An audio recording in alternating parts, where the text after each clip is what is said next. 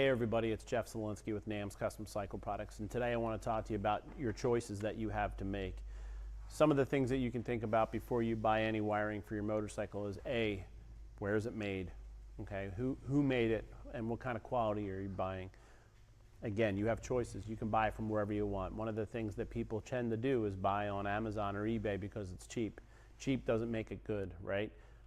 As we've told you before, for the last 25 years in business, we're proud to be made in America. And here's an example of one of our harnesses. This is our NHCX-CB14. This is a perfect replacement for your 2014 up bagger. And this is made in our building every single day. We make these 5 days a week. It's made in America. It's supported by an American company with American employees. If you find this to be a little bit more expensive than something you buy on Amazon or on eBay, chances are it's because what you're buying is made in China. Do the wire colors match? Do they have the wires twisted like Harley does, 1 twist per inch?